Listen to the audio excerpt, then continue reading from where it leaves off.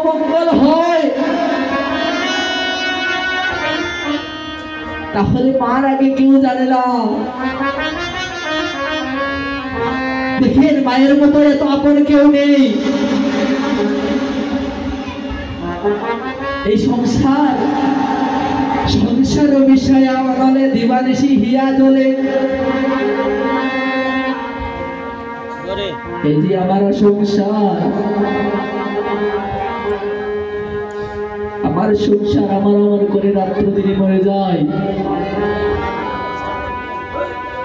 আমার মহাজন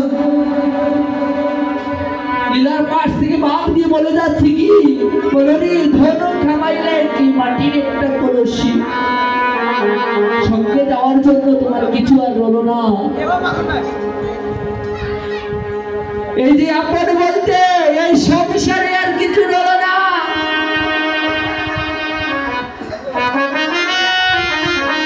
বাবা কেটে কেটে দালানে গোটা বাড়ি বানিয়ে যায়, ছেলে কি করে এই জগতে জানে না মা।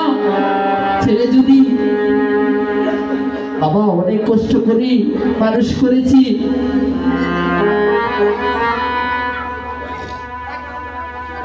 তার মা তাকে মানুষ করেছি, সে কি করে সে যখন মা যখন বয়স্ক হয়ে গিয়েছি, আজ মা চলতে পারে না, ছেলে আমার কি করেছি, ছেলেকে মা একটি বিয়ে দিয়ে দিয়েছে। আজ যখন ছেলের বউ করে এসেছে তখন আমার মাকে কি করে জানেন, একটি আলাদা আলাদা করে দিয়েছে বাসন। সে তাকে 10তলা বিল্ডিং এ, ছেলে তাকে 10তলা বিল্ডিং এ, আর মাকে কোথায় রাখছে গোয়ালে করে। এই বাস্তব জগতে সেটা চলে যাচ্ছে মা। সে মাকে কখনো ভালোবাসে না।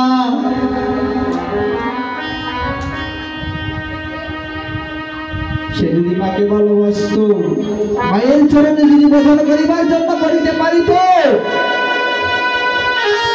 তাহলে ভগবান হয়তো কৃপা করে তাকে নিজ গুণে উদ্ধার করে নিত।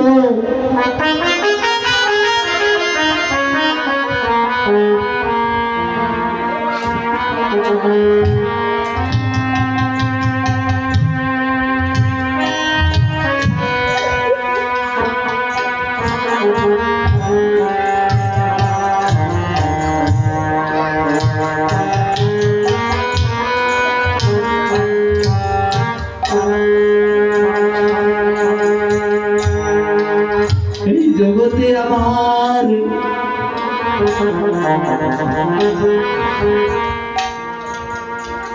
ছেলে কি করেছে মা,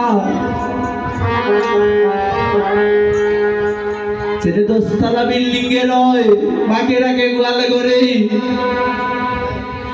এই জগতে যে যাকে হারিয়েছে সে জানে তার কতটুকু বেদনা। এই আসলে তো অনেকেই বসে আছে, কেউ হারিয়েছে মাকে, কেউ হারিয়েছে তার সন্তানকে। যে যে জিনিস হারিয়েছে রে ভাই, সে জানে যে তার কতটুকু বেদনা। সেই বড় বিভক্ত ছাড়া কেউ জানে না। এই জগতে মায়ের মতো আপনার কেউ দেখি নাই।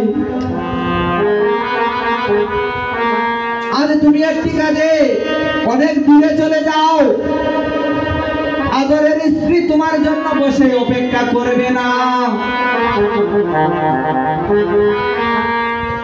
সেই জন্ম দুঃখিনী মা ঘরে বসে একবার বাহিরে যাবে, একবার ঘরে আসবে।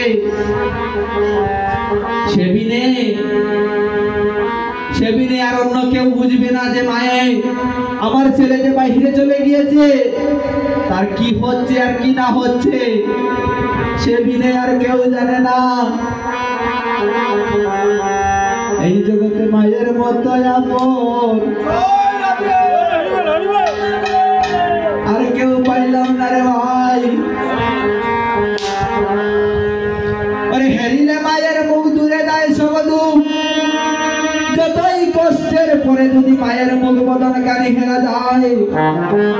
তাহলে এই সংসারে আর কোনো দুঃখ থাকে না। দেখে একটি ছেলে যদি বাহিরে যায় মা ছাড়া আর কেউ বুঝে না। মায়ের মতো